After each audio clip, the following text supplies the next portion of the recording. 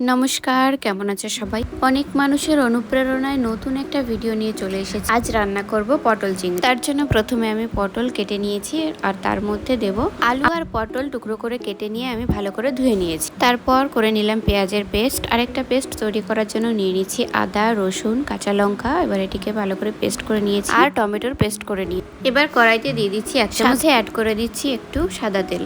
ঘি আর সাদা তেল গরম হয়ে এলে এর মধ্যে পটলের টুকরোগুলোকে ভালো করে ভেজে নেব। ভাজার সময় পটলের মধ্যে দিয়ে দিচ্ছি একটু নুন আর একটু হলুদ।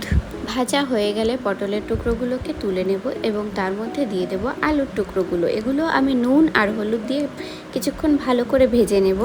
ভাজা হয়ে গেছে, এবার আমি এগুলোকে তুলে নেব। এবার যে তেলটা রয়েছে ওই তেলের মধ্যেই দিয়ে দিচ্ছি নুন আর হলুদ মাখানো চিংড়ি মাছ। চিংড়ি মাছগুলোকে বেশিক্ষণ ভাজা যাবে না, অল্প একটুক্ষণ ভেজে নিয়ে আমি তুলে নিয়েছি। এবারে একটু তেল অ্যাড করে দিচ্ছি, তার মধ্যে দিয়ে দিচ্ছি ক্যাপসিকাম আর পেঁয়াজ বাটা। এবার দিয়ে দিচ্ছি আদা, রসুন আর কাঁচা লঙ্কার যে পেস্ট তৈরি করেছিলাম সেটা। এবার দিয়ে দিচ্ছি টমেটো বাটা।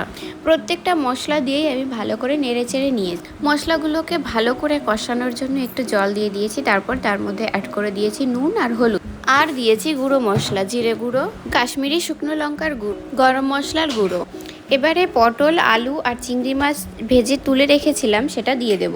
দিয়ে ভালো করে কিছুক্ষণ নেড়েচেড়ে তার মধ্যে দিয়ে দেবো পরিমাণ মতো জল। জল দিয়ে ঢাকা দিয়ে কিছুক্ষণ রান্না করে নেব। এবার এতে দেবো ফোড়ন। ফোড়নের জন্য প্রথমে আমি দিয়ে দিচ্ছি সাদা তেল, তার মধ্যে দিয়ে দিচ্ছি জিরে, তেজপাতা আর গরম মশলা। গরম মশলার মধ্যে এখানে ছিল লবঙ্গ আর দারচিনি। তারপর একটা শুকনো লঙ্কা টুকরো করে কেটে দিয়েছি। তরকারিটা ওর মধ্যে ঢেলে দিয়ে তার মধ্যে দিয়ে দিচ্ছি একটু চিনি দিয়ে তারপর নাড়িয়ে চাড়িয়ে নামিয়ে নিলেই তৈরি পটল চিংড়ি। আজকের রান্নাটি কেমন লাগলো সবাই অবশ্যই জানিও কমেন্ট করে।